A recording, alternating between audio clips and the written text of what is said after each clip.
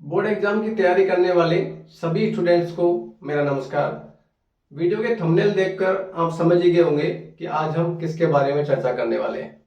दोस्तों, आपने बिल्कुल सही देखा कि 15 दिन के अंतर्गत मैं आपको ऐसा तरीका बताऊंगा, ऐसी स्ट्रेटेजी बताऊंगा जिसके अंतर्गत आप मैक्सिमम नंबर प्राप्त कर सकते हैं, यानी कि मेरिट वाले अंक प्राप्त कर सकते हैं, बशर्ते आपने पूरा साल थोड़ा थोड़ा कुछ पढ़ा हो।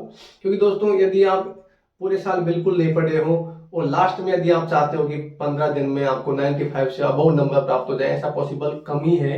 लेकिन हाँ, इसके बावजूद भी यदि आप पूरे साल ना भी पढ़े हो, कोविड-19 का दौर चल रहा था, हो सकता है कि आप पूरे साल ना पढ़े हो, तो भी मैं 15 दिन में आपको ऐसा पढ़ने का तरीका बताऊंगा कि आप हाईएस्ट नंबर प्राप्त कर सकते हैं। क्योंकि इस समय ऑनलाइन क्लासेस चली हैं, कुछ तो डिस्टरबेंस हुआ ही है। तो मैं मेरे अभ्यास से, मेरे अनुभव से, एक बहुत बड़ा अनुभव है, उसके आधार पे मैं आपको ऐसा तरीका बताऊंगा, उसको फॉलो करके आप 100%, मैं दावे के साथ कहता हूं आपसे कि आप बहुत अच्छा स्कोर करोगे, बहुत अच्छा, मतलब 95 से अबव ऊपर नंबर ला सकते हो 15 या 20 दिन में पढ़ के। तो क्या टिप्स एंड ट्रिक्स हैं, वो 3-4 ट्रिक मैं आपको बताऊंगा और वीडियो के लास्ट में आपको पढ़ने का तरीका बताऊंगा जिसको फॉलो करके आप मेरिट ला सकते हो, यानी कि बोर्ड एग्जाम टॉप कर सकते हो। देखो, सबसे पहली बात तो आपको क्या ध्यान रखना है, आपका जो लेखन है, जो लिखने की जो शैली है, वो साफ और स्पष्ट होना चाहिए। यानी कि आपका जो हैंड राइटिंग है वो साफ और स्पष्ट, बिल्कुल कोई भी व्याकरण की गलती नहीं होनी चाहिए, कोशिश ये करो। क्योंकि दोस्तों, जहां तक देखा गया है कि आप चाहे कितने भी, मतलब सही लिख रहे हो एग्जाम में, कोई उत्तर आपका गलत नहीं है, लेकिन आपने टूटा फूटा, एकदम बिल्कुल ही नीरस सा लिखा है, पढ़ने वाले को समझ में नहीं आ रहा कि क्या लिखा है, तो बिल्कुल निसंदेह आपके नंबर कट सकते हैं। तो ये ध्यान रखना कि आप जो लिख रहे हो वो बिल्कुल साफ, स्पष्ट, एकदम, जो अगले के समझ में अच्छा ढंग से आ सके, उसके जो माइंड में एक पॉजिटिव थिंक ला सके कि हाँ, ये लिखने वाला वास्तव में बहुत बढ़िया लिखा हुआ है इसने। तो उससे क्या है कि, मतलब वो कहते हैं ना कि first impression is the last impression वाली बात है कि यदि कॉपी खोले और एग्जामिनर को बस देखते ही मजा आ जाए कि हाँ, कुछ लिखा है। तो ये बात आप विशेष रूप से ध्यान रखना। नंबर दूसरी बात, जब भी आप अभ्यास करो तो याद रखना दोस्तों, बोलकर पढ़ने से ज्यादा इंपॉर्टेंट है लिख लिख कर याद करना। लिख लिख कर जो हम याद करते हैं वो अधिकतम समय तक याद रहता है और वो एकदम स्थायी मेमोरी में जाता है।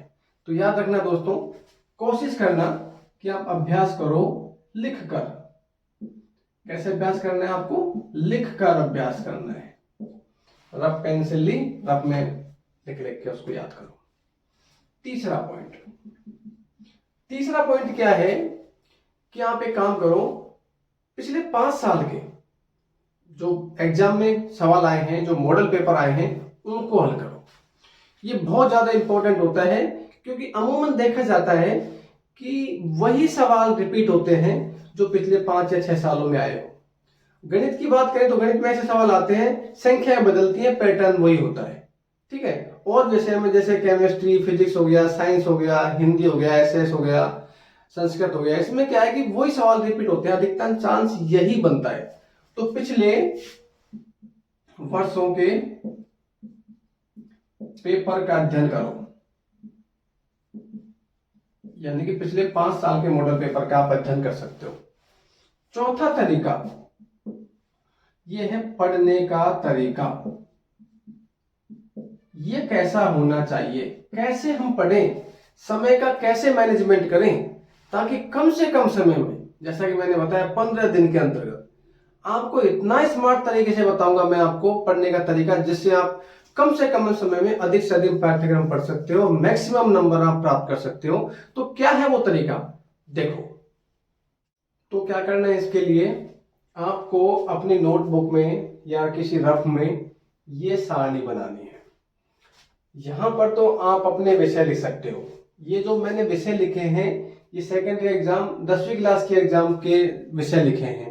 आप अपने अनुसार, जैसे आप 12th क्लास के हो तो 12th क्लास के विषय यहाँ पे लिख सकते हैं, जितने आपके विषय आते हैं एग्जाम में, ठीक है।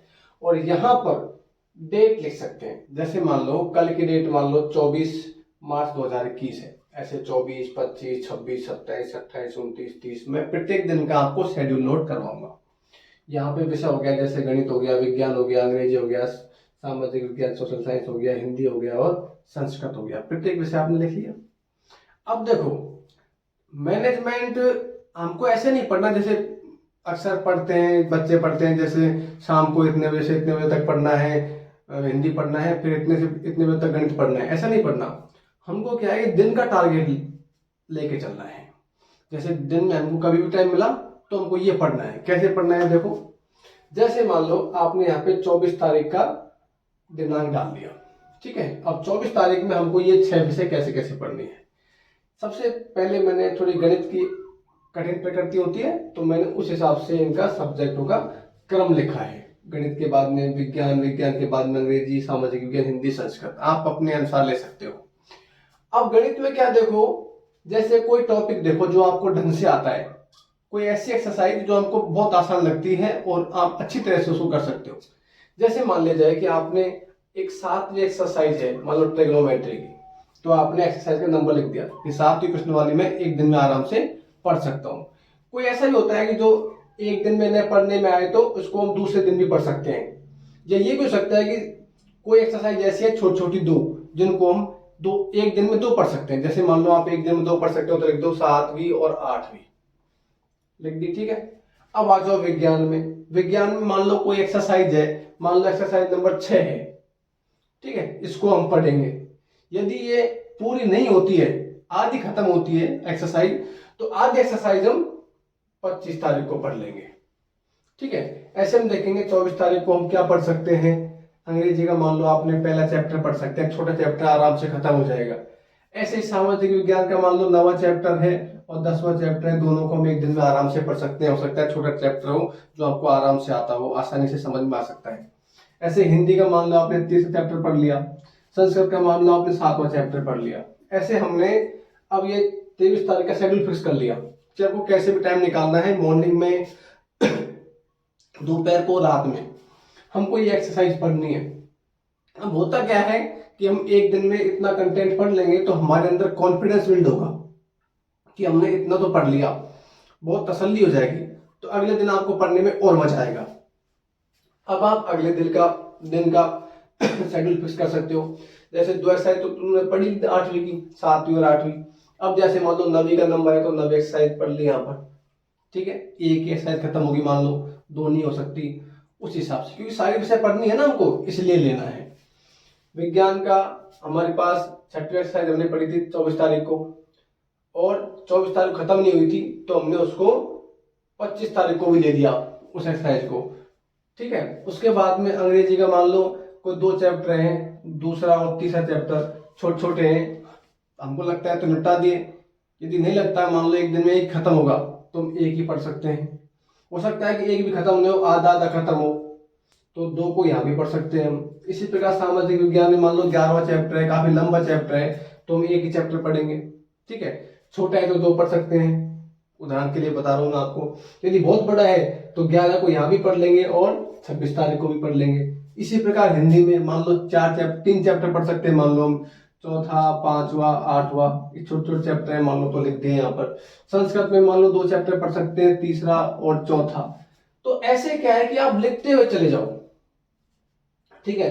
तो ऐसे आप प्रत्येक दिन का जब आप शेड्यूल बनाओगे तो मैं वादा करता हूं आपसे 10 दिन में आपका पूरा का पूरा किताब है ना, सारे विषय की खत्म हो जाएंगी, ठीक है। 10 दिन का काम खत्म हो गया। अब बच गए 5 दिन, ठीक है। अब 10 दिन में आपने जितना भी पढ़ा ना, उसको आप अगले 5 दिनों में पढ़ सकते हो, क्योंकि आपने पहले तो पढ़ ही चुका। तो 5 दिन में आप इस सारे को पढ़ लोगे दोबारा। जहां पर आप एक दिन में एक एक्सरसाइज पढ़ रहे थे, तो अगले 5 दिनों में जब एक्सरसाइज दोबारा करोगे ना, तो हो सकता है एक दिन में 2 पाठ पढ़ लो, तुम 2 लेसन पढ़ सकते हो आराम से। ऐसे तुम बार बार इसी क्रम को अपनाओगे तो एक दिन ऐसा आएगा कि 2 या 3 दिन में या एक दिन में पूरी किताबों को ऐसे चैप्टर को देखते ही निकाल सकते हो आराम से। तो ऐसे पढ़ना तुम दोस्तों, दिन के हिसाब से चैप्टर डिसाइड करना। पहले जो पढ़ते थे ट्रेडिशनल रूप में, परंपरागत रूप में, कि आज शाम को हम 8 बजे पढ़ेंगे और 8 बजे शुरू होकर 11:30 12 बजे तक पढ़ेंगे, तो 8 से 8:30 ये पढ़ेंगे, 8:30 से 9 इतना पढ़ेंगे, 9 से ये इतना पढ़ेंगे, ऐसा नहीं। ऐसा बिल्कुल मत करो, क्योंकि कंटिन्यूसली कभी कभी टूट जाती है। ठीक है, तो क्योंकि अधिकतर ऐसा होता है कि हम जोश जोश में टाइम टेबल बना लेते हैं, लेकिन वो टाइम टेबल 10-15 दिन 20 दिन फॉलो होता है, फिर वो टूट जाता है। तो ऐसे नहीं, मैं मेरे अभ्यास से, मेरे अनुभव से आपको बता रहा हूं कि ये तरीका बहुत ज्यादा काम करेगा आपको। आप डेट के हिसाब से एक्सरसाइज निर्धारित कर लो, तो 10 दिन में ये पूरा खत्म हो जाएगा आपका जो भी सिलेबस है आपका पूरा। उसके बाद में 5 दिन बच गए, फिर उनको दोबारा से सेट करो, लेकिन अब की बात 10 दिन में जो काम हुआ है वो 5 दिन में हो जाएगा। तो बहुत ही कम समय में आप अधिक से अधिकतम पढ़ सकते हो और बहुत ज्यादा नंबर प्राप्त कर सकते हो एग्जाम में। तो दोस्तों, ये मेथड आपको मेरा कैसा लगा कमेंट बॉक्स में कमेंट कीजिएगा, जरूर बताइएगा। और जो भी आपका कोई शंका हो तो वो भी आप जरूर लिखिएगा। और यदि आप हमारे चैनल पर नए आए हो तो प्लीज चैनल को सब्सक्राइब जरूर कीजिएगा, बगल में जो बेल आइकन है उसको भी दबा दीजिएगा, और वीडियो यदि पसंद आया हो तो लाइक कीजिएगा। मिलते हैं दोस्तों किसी अगले पार्ट में, तब तक के लिए जय हिंद, जय भारत, नमस्कार, खूब पढ़ो।